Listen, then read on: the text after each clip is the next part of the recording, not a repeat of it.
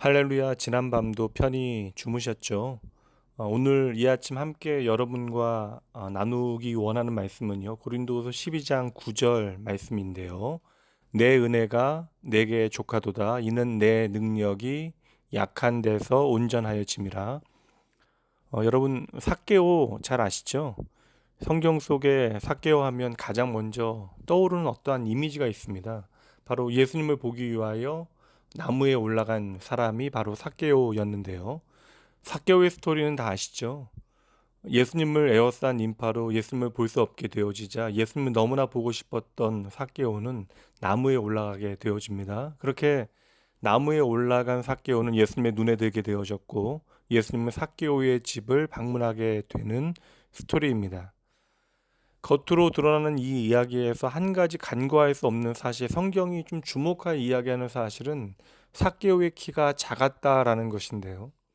그는 자신의 앞을 가로막고 있었던 키 큰 사람들 때문에 예수님 보는 일을 포기하지 않았습니다. 그래서 작은 키를 극복하기 위하여 나무에 올라갔고요. 그 노력의 결과는 오늘 내 집에 유하여야 하겠다라는 예수님의 말씀을 듣게 되어진 것이죠. 장애를 극복하게 되어질 때 장애가 없는 자들은 꿈도 꿀 수 없었던 일이 작은 삭개오에게 일어난 것입니다. 총신대학교 총장님이신 이재서 교수님은 시각장애를 가지고 계십니다. 제가 대학에 다닐 때 당시에 총장님은 초임 교수셨는데 그 당시 제가 놀랐던 것이 참으로 세심하게 강의를 준비하셨다라는 거예요. 그러니까 시각장애를 가지고 계심에도 불구하고 어떻게 이렇게까지 강의를 준비하셨을까 참으로 놀라웠던 기억이 저에게는 있습니다. 당시에 총장님께서 강의 첫 시간에 하셨던 말씀이 바로 오늘 나누어 드렸던 말씀입니다. 몸의 가시를 없애고자 세 번이나 기도했던 바울 사도에게 하나님께서 응답으로 주신 말씀이 바로 이 말씀이죠. 내 은혜가 너에게 족하다. 근데 당시에 이제 시각장애로 인하여 어찌 보면 예수를 믿기는 하나 깊은 절망 가운데 계셨던 교수님께서는 이 말씀을 이제 마음에 담으시면서 이 말씀은 더 이상 구할 필요가 없다라고 하는 하나님의 거절의 말씀이 아니라 언제나 나는 너의 최선이 되어 주시겠다라는 약속의 말씀으로 들려졌다라는 거예요. 이 말씀을 하나님의 약속의 말씀으로 믿고 이 총장님은 이미 너로 충분하다라고 하는 이 말씀을 마음에 새기셨기에 바울 사도에게는 몸에 가시를 가지고 살아도 너는 이미 충분하다 말씀하신 하나님께서 시각장애를 가진 총장님에게는 앞을 보지 못해도 충분해라고 하는 말씀으로 당신께서는 들으셨다라는 거예요.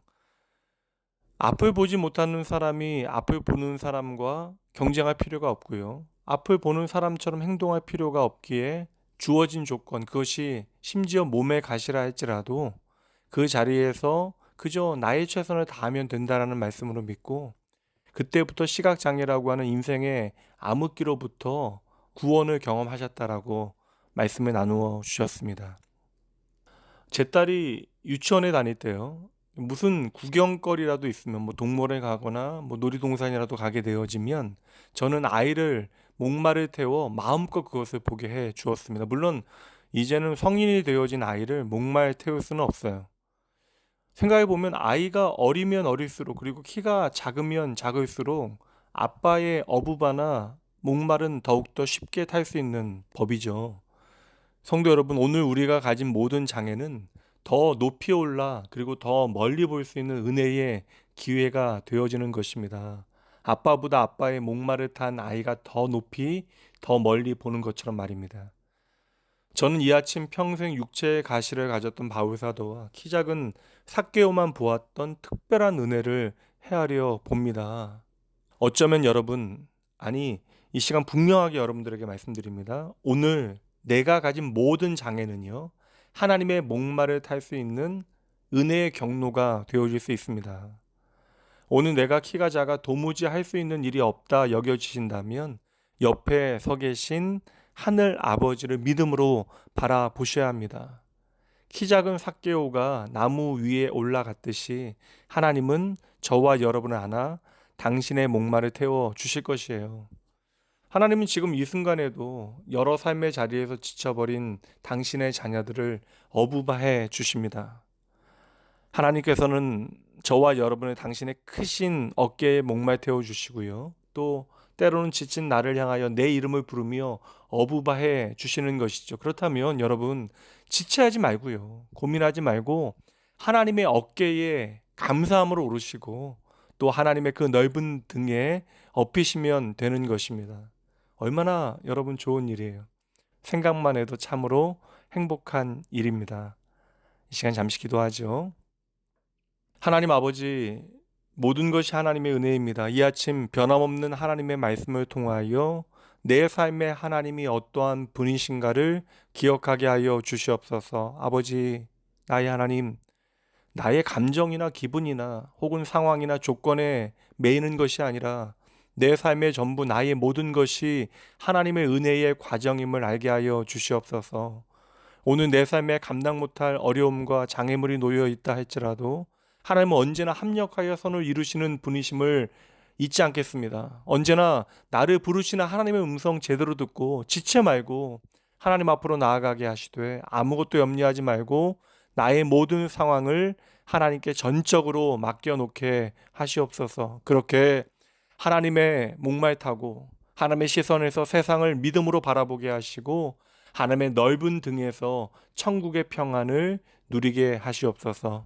오늘도 나와 우리 이 나라와 민족을 향하신 하나님의 선하신 손길을 기대하며 주어진 작은 일에 모든 하나님 앞에 정직한 최선을 다하며 아름다운 믿음의 열매를 저희들이 맺어가기를 원합니다. 힘겨운 이 땅의 현실 가운데 변함없는 선하신 하나님만을 바라보며 믿는 자리 먼저 깨어 기도하게 하시고 혐오와 증오가 가득한 이 땅에 주의 사랑을 심게 하여 주시옵소서.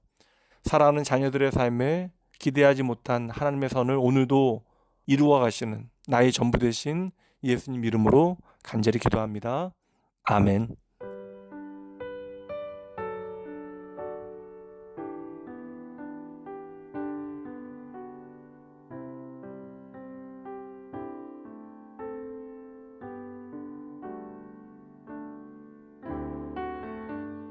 모든 것 아시는 주님, 나의 맘의 연약함 보시고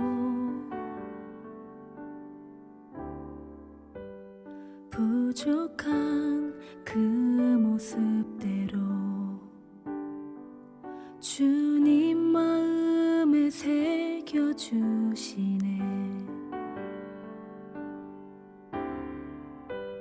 주님께 도로한 마음 하나하나 헤아려 주시니 그 마음 그 아픔들을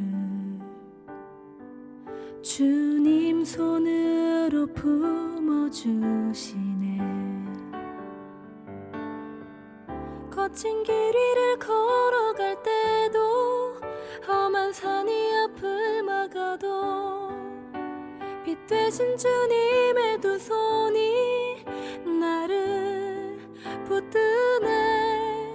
주의 마음이 닿은 내 삶에 저민 슬픔을 씻으시는 주님을 찬양, 주 이름을 찬양하네.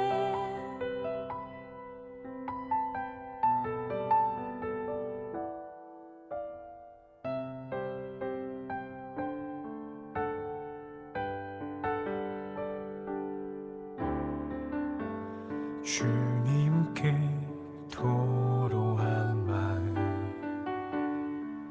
하나하나 헤아려 주시니 그 마음 그 아픔들을 주님 손으로 품어주시네. 거친 길을 걸어갈 때도 험한 산이 앞을 막아도 빛 빛 대신 주님의 두 손이 나를 붙드네. 주의 마음이 닿은 내 삶에 저민 슬픔을 씻으시는 주님을 찬양, 주 이름을 찬양하네. 거친 길 위를 걸어갈 때도 험한 산이 앞을 막아도 빛 대신 주님의 두 손이 나를 붙드네. 주의 마음이 닿은 내 삶에 저민 슬픔을 씻으시는 주님을 찬양, 주 이름을 찬양하네. 거친 길 위를 걸어갈 때도 험한 산이 앞을 막아도 빛 대신 주님의 두 손이 나를 붙드네. 주의 마음이 닿은 내 삶에 저민 슬픔을 씻으시는 주님을 찬양, 주 이름을 찬양하네. 주님을 찬양,